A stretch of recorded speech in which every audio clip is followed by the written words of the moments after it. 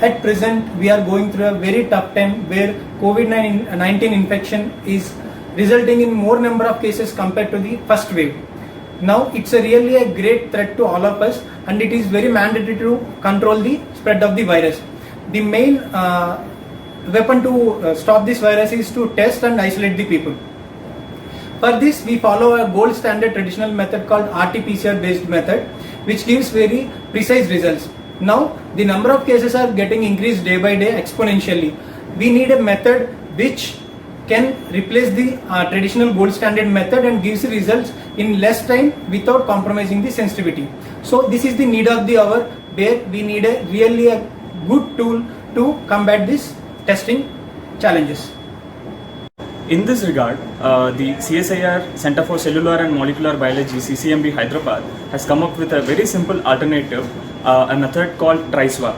This method is very simple when compared to the regular or traditional RT-PCR based method, while it is also as sensitive as it, because this also uses the RT-PCR based testing. In case of traditional VTM based gold standard method, we collect the nasopharyngeal and oropharyngeal swab from the suspected or patient and transport it in a viral transport media, which we call VTM, from where we isolate the RNA and do the RT-PCR. While in case of the simple dry swab method, we are eliminating two steps from that. One is the collection of swabs in VTM. Second, the RNA isolation. Rather, we collect the swabs and transport it dry to the testing center, add a very simple buffer called TE buffer to the swab, and then directly use it for process it and use it for RT-PCR. So the most of the care we have to take is we have to protect the frontline workers. With this dry swab method, as we are eliminating VTM based transport, the safety of health workers increase to next level.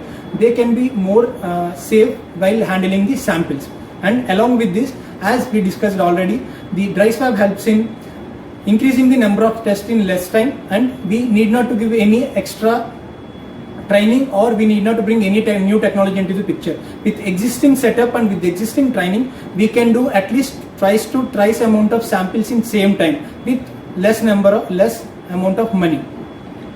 Another question that might arise is the stability of the sample when we collect it dry, because the whole purpose of using VTM is to maintain the viral particles if it is present, so that we will detect it confidently. But in CCMB we have done extensive and controlled studies, based on which we found a dry swab can be transported and stored at room temperature for about up to 24 hours without any loss in the efficiency of detection, which is very important because it breaks the necessity for a cold chain, which also incurs a lot of money for the testing purposes. Second, if it is going to take time, the dry swab can be stored at 4 degrees Celsius for up to 3 days without any compromise in the test results. So with this advantage, there is another advantage where the facilities are very minimum, and remote areas, they also can collect the samples and send to the nearby center, even despite they are not having the cold chain. And when it comes to validation of this method has been validated by different private and government organizations throughout the country, and they got reproducible results, which gives the promising performance of this method in multiple places. So dry swab method for detecting COVID-19 infection is extremely useful, particularly in the current pandemic surge, because it is cheaper, half the cost, is faster.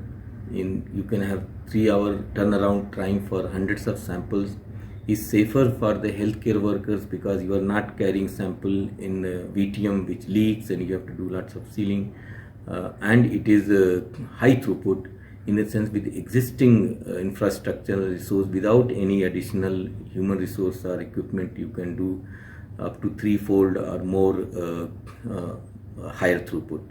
So if governments, which is no reason not to use, it's a ICMR approved procedure now, and there are kits in the process of being released by Apollo hospitals and also by Merrill Life Science. If we want to increase the test, which is the need of the hour, dry swab will be of crucial help at this stage.